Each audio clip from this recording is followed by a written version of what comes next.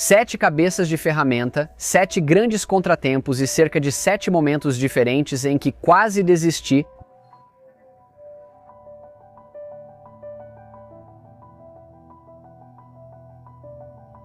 Há cerca de 1 ano e meio, eu e amigos iniciamos a missão de criar o primeiro trocador de ferramentas de 7 posições open source do mundo, baseado no Soval SV08.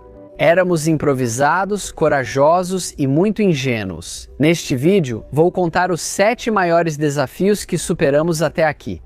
Vou contar nossos erros e como corrigimos. E, mais importante, 10 lições difíceis de conquistar que espero sejam universais para evitar dores de cabeça em seu próximo projeto ou construir. E fique até o final, porque depois de toda essa negatividade e dor, vou terminar o vídeo com uma nota super positiva que você não vai querer perder. Espero que... Tempo de comemoração acabou, foi muito breve. Vamos nessa!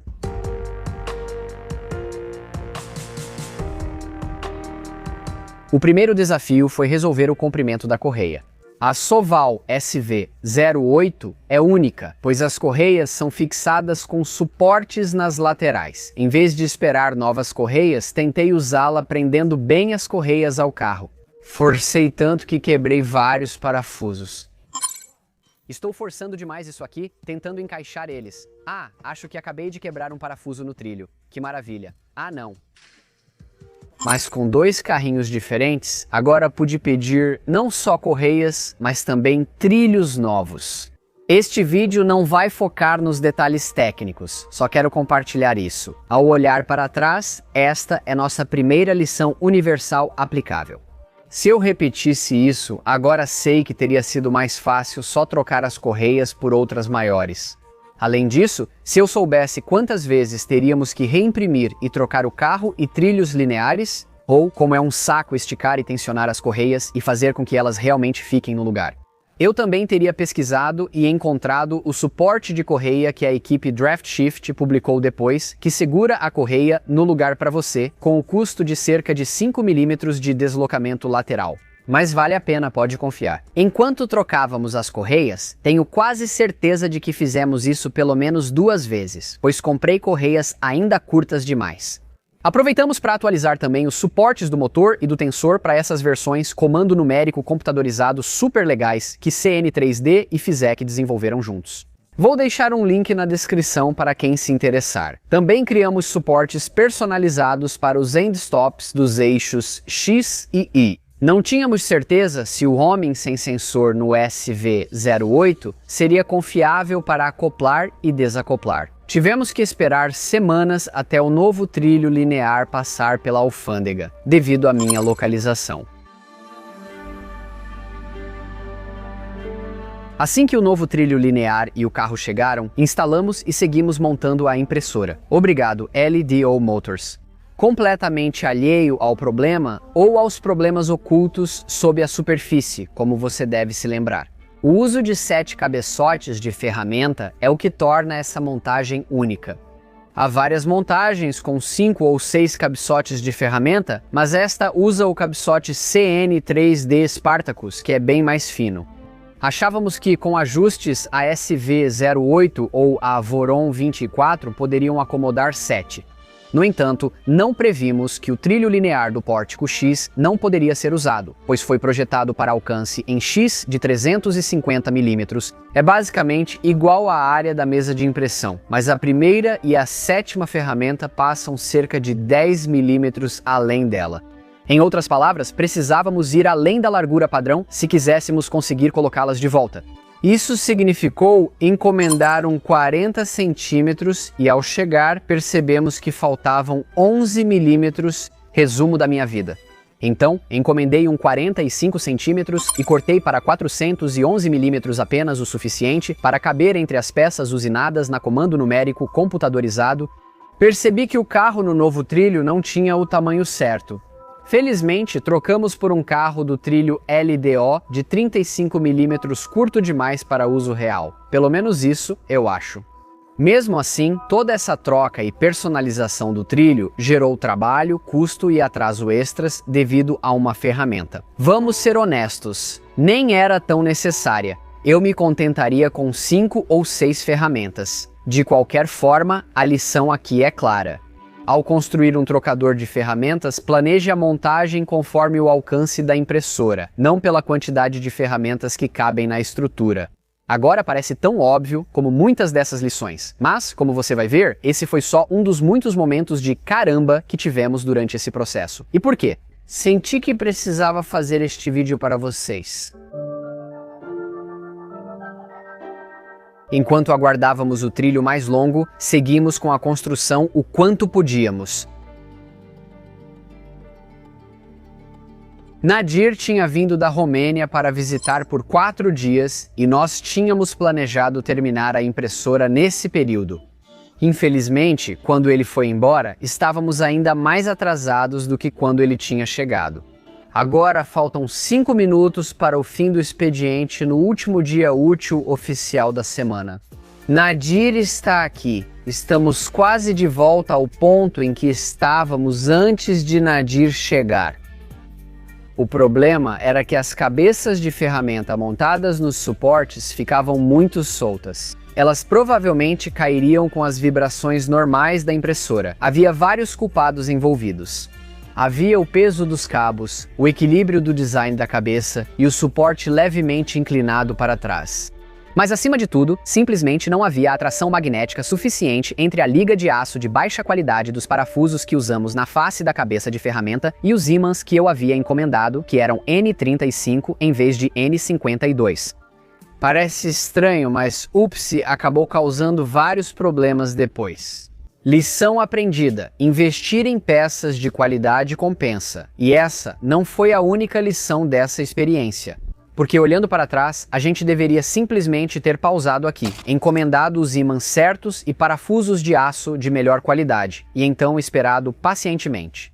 Como queríamos aproveitar o tempo do Nadir aqui, acabou não sendo o que fizemos. Avaliamos opções para consertar com os materiais e ferramentas disponíveis.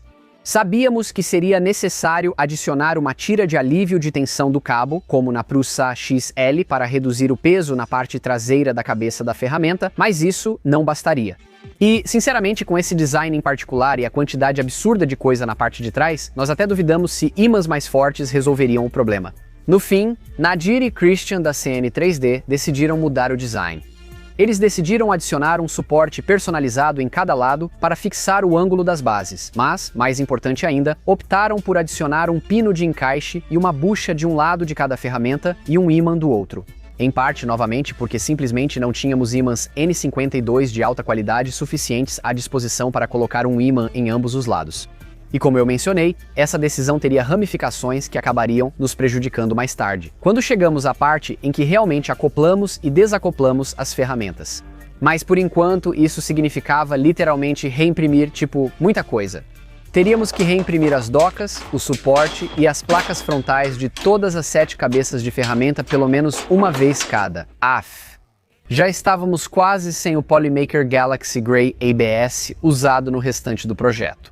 Então decidi que imprimiríamos um arco-íris, usando várias cores de acrilonitrila, estireno acrilato e ABS da Polymaker para cada doca e face de ferramenta.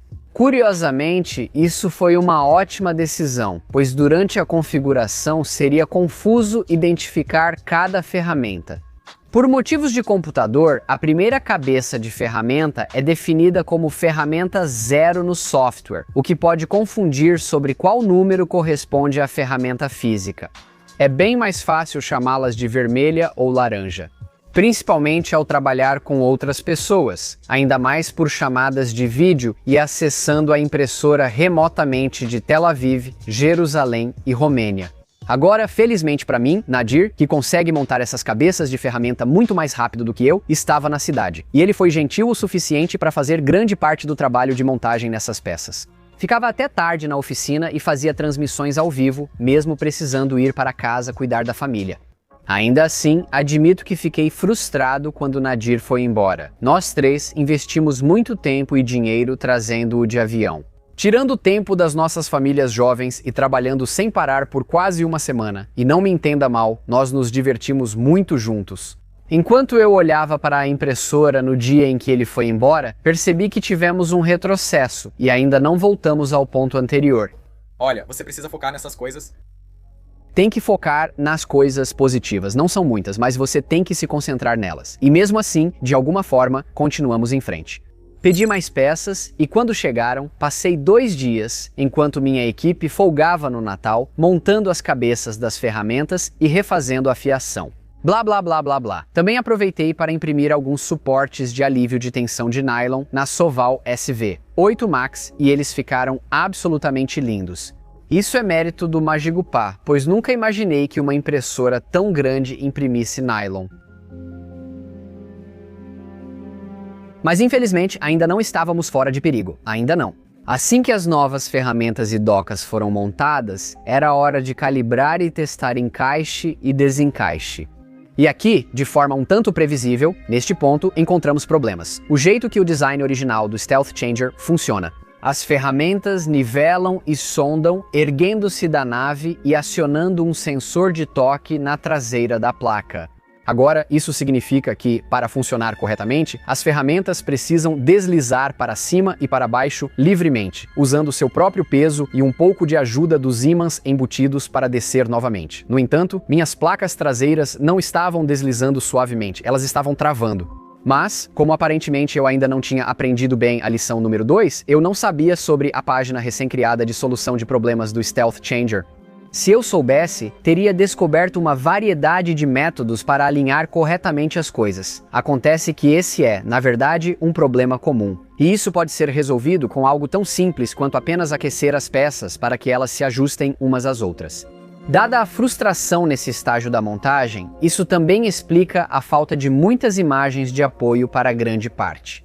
Eu decidi simplesmente pegar a ferramenta Dremel e comecei a desgastar tanto as buchas quanto os pinos. Isso resolveu o problema, mas não recomendo e você vai entender o motivo em breve. Neste momento do vídeo, você deve estar pensando, esse projeto parece um pesadelo, por que alguém faria isso? E antes de tudo, sim, então, por favor, curta e se inscreva para que o algoritmo faça com que toda a nossa dor e sofrimento valham a pena de alguma forma. Mas em segundo lugar, se você quiser construir seu próprio trocador de ferramentas, quero que saiba que você realmente não precisa passar por tudo isso. Agora, você pode achar que após tanta luta, contratempos e erros, merecíamos um descanso, certo? Errado. O divisor USB barato do AliExpress que usávamos para as cabeças de ferramenta deu problema em seguida. Veja, porque tínhamos que ser diferentões e usar 7 ferramentas, não 6. As soluções comuns prontas que existem por aí, como o Bird's Nest ou o Nighthawk Hexa Splitter da LDO, simplesmente não funcionariam para a nossa aplicação específica. Por isso, encadeamos várias placas divisoras de energia USB Power Slash da LDO para alimentar a parte de energia. Conectamos isso a um hub USB comum e tudo funcionou bem. Quer dizer, funcionou muito bem, mas para conseguir montar isso de forma limpa embaixo da impressora, decidimos remover a carcaça dele. Agora, infelizmente, o fabricante desse hub em particular nunca imaginou que alguém faria isso e eles claramente contavam com a carcaça de plástico para dar suporte à porta de entrada USB. Com todo o movimento e ao virar a impressora para trabalhar, o conector quebrou direto da placa. Acho que poderia ter quebrado mesmo sem eu mexer na montagem. As vibrações diárias da impressora e o peso do cabo, pendurado de modo inadequado, acabariam destruindo isso de qualquer forma. Felizmente, eu tinha alguns hubs USB 4:1 que conectamos em cadeia, mas eles podem estar causando parte dos problemas de comunicação atuais. Então, a lição aqui é usar uma solução feita para impressoras 3D como o Nighthawk Hexa Splitter da LDO, ou, se usar algo feito para um computador comum, evite modificá-lo de modo que prejudique sua resistência. Agora, depois de tudo, deveria estar bom, certo? Se ao menos você lembrasse que eu já disse que adicionar os pinos ao dock nos assombraria depois. Bem, este é o depois. A solução dos pinos foi ótima, pois mantinha a ferramenta presa ao dock e não havia risco de cair. O problema era que isso exigiria levantar cada ferramenta de 10 a 12 milímetros a mais em cada acoplagem e desacoplagem. Só ao programar os macros de acoplar e desacoplar percebemos isso, literal e figurativamente. Aqueles 10 a 12 milímetros extras fariam com que as correias enroscassem na placa de circuito impresso de cada ferramenta, cabeça. Vamos lá. E conseguimos rastrear todo o problema até uma decisão. A decisão de modificar o design em vez de esperar pacientemente por parafusos e ímãs de melhor qualidade. Mais uma lição cara. Então, a essa altura, estávamos realmente ficando sem energia. E mais uma vez, peço desculpas por simplesmente não ter tido vontade de ligar a câmera e gravar tanto disso. Mas você tem que entender que foram meses e meses esperando por peças, imprimindo e reimprimindo, montando, desmontando e remontando. Então, por enquanto, a solução que encontramos para esse foi simplesmente lixar os pinos e trocar os ímãs da base por aqueles mais fortes, os N52 que chegaram desde então. Agora temos de 5 a 6 milímetros de pino para segurar a ferramenta, mas não é tão seguro quanto os 12 milímetros completos. E também está super apertado, tipo muito apertado, a ponto de eu realmente me preocupar que a impressora quebre ou a placa de circuito ou a bucha. Se alguma ferramenta não encaixar bem, posso tentar colar ímãs onde ficam as buchas e pinos, já que agora temos os mais fortes. Mas de qualquer forma, não tem absolutamente nenhuma chance de eu reimprimir e remontar todas as cabeças de ferramenta. Bom, pelo menos não todas elas. Vou falar mais sobre isso em um segundo. Mais uma vez, esse foi um erro que trouxe duas lições que agora parecem óbvias em retrospecto. Antes de alterar um projeto ou imprimi-lo várias vezes, imprima apenas um e teste bem as folgas em funcionamento. Avalie como o projeto afeta acoplamento, desacoplamento, ajuste e movimento, não só o desempenho parado. Ou apenas mantenha a versão principal do que está construindo. Ou espere até terminarmos, testarmos e publicarmos esta. Essa culpa é totalmente nossa. É um clássico caso de vá devagar para ir rápido. Como você deve imaginar, já falei isso algumas vezes no vídeo. O moral da equipe estava quase no zero, não só pelos contratempos, mas também é difícil negar isso. Desde o início do projeto, lançaram impressoras e produtos prontos e incríveis, o que nos fez questionar se valia a pena. Vou admitir que já pensava em sugerir a Nadir e Jaque que cortássemos nossas perdas quando encontramos nosso próximo grande obstáculo. De repente, do nada, as cabeças das ferramentas ficaram super soltas. Elas estavam balançando tanto que a gente nem conseguia fazer um nivelamento preciso do quad gantry. Até esse momento, Nadir tinha sido um verdadeiro exemplo de otimismo e entusiasmo em relação a esse projeto. Mas isso finalmente tirou seu sorriso. Será que a minha impaciência e o uso do Dremel, ao invés de encontrar uma solução de verdade, arruinaram todo o nosso trabalho? Será que voltamos à estaca zero? E claro, a pergunta que todos nós tínhamos medo de fazer a nós mesmos, será que demos um passo maior do que a perna? Com essa construção, decidimos encerrar o dia e ir para casa. E, provavelmente pela 7ª vez no último ano, eu realmente considerei desistir de tudo, mas havia alguns motivos para eu não fazer isso. Primeiramente, tenho obrigações não só com patrocinadores e Nadir e Christian da CN3D, mas também com todos vocês. Sei que vocês ainda se interessam por esse projeto e sempre perguntam sobre ele nos comentários dos vídeos. Naquela noite, ao explicar ao meu filho de 5 anos por que tive um dia difícil, as crianças me surpreenderam. Mas Abba, você disse que não desistimos, então vamos continuar. Além disso, lembrei o real motivo de iniciar esse projeto. Espera, não, quero dizer, não é só a satisfação de construir algo por conta própria. Minha Voron 24 não é a impressora mais rápida ou avançada que tenho, mas é especial porque a montei com a ajuda do meu pai e do meu filho. Eu amo aquela máquina mais que qualquer impressora comum. Ela tem um valor especial para mim, pois fui eu que a construí e tenho orgulho disso. Sei que esse trocador de ferramentas não compete com soluções prontas como Prusa XL ou Snapmaker U1, mas esse não é o objetivo. Pelo menos é isso que eu decidi dizer para mim mesmo. O objetivo é o orgulho de construir algo especial. Sem esse projeto e todo o trabalho em equipe, eu não teria conhecido duas pessoas que viraram irmãos para mim. É brega falar dos amigos que fizemos, mas é clichê por um motivo. E sobre as ferramentas bambas, é isso. Um dos buchas do suporte saiu, mas estávamos cansados demais para notar na noite anterior. Isso serve como lição e aviso. Ao entrar num projeto assim, é preciso aceitar isso. É uma tarefa enorme e demorará bem mais do que se imagina. Vão ter frustrações e contratempos, e você precisa saber quando é hora de se afastar por um dia, uma semana ou até um mês e voltar com a cabeça fresca. Houveram meses inteiros em que a equipe e eu simplesmente fizemos uma pausa e deixamos nossa motivação se renovar. Não há vergonha nisso, a menos que, como meu filho lembrou, você não volte. Então, onde estamos agora? Está imprimindo? E aí? Até o fim deste vídeo, já reconstruímos quase todas as cabeças de ferramenta e estou lixando os pinos para ajustar as posições, e macros de acoplagem e desacoplagem. Infelizmente, como você deve se lembrar, eu fui impaciente no início da montagem e insisti que Jason da LDO Motors me enviasse algumas versões de pré-produção rejeitadas das placas Nighthawk ao invés de esperar um novo lote, porque veja só, não queria atrasar o projeto. De qualquer forma, ele estava 100% certo sobre elas não estarem de acordo com as especificações, e elas estão queimando aos poucos, uma por uma. No fim, terei que trocar por versões de produção que devem estar chegando pelo correio enquanto gravo isso. Então é isso, no final das contas, vou acabar reconstruindo a parte de trás de pelo menos 2 ou 3 desses mais uma vez. Por enquanto, a impressora se move, faz homing, nivelamento quad gantry e mapeamento da mesa perfeitamente. Além disso, Jax está lidando com toda aquela configuração maluca do Clipper por ter 7 cabeças de ferramenta. A dedicação, a determinação, senhoras e senhores, Jax está disponível para contratação. Ele busca oportunidade em desenvolvimento de software. Jax, sorria pra gente.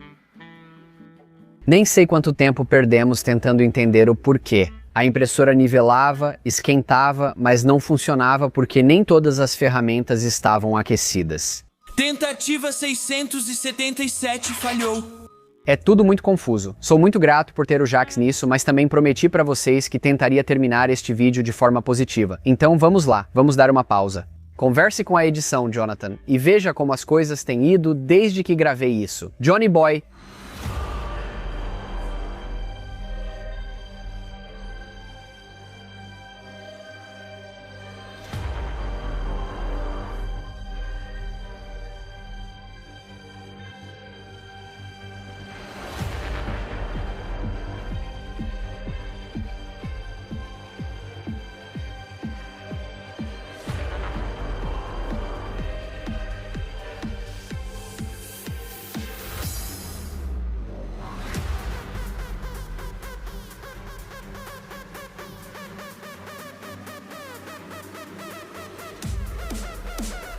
Estamos imprimindo com 2 cabeças de ferramenta?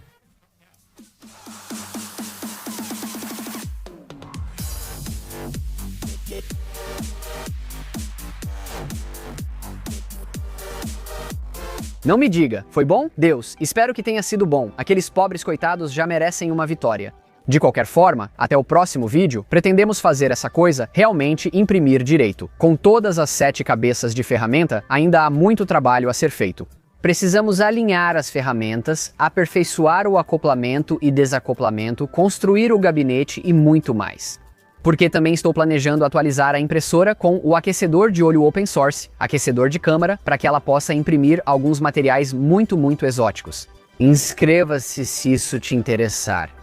Também gostaria que deixasse um comentário dizendo o que querem saber sobre essa construção no final. Um tour pela impressora finalizada talvez nem seja tão interessante, ou será, já nem sei. Agradeço novamente a todas as empresas que viabilizaram essa construção, especialmente a LDO Motores e a Soval pelo apoio financeiro.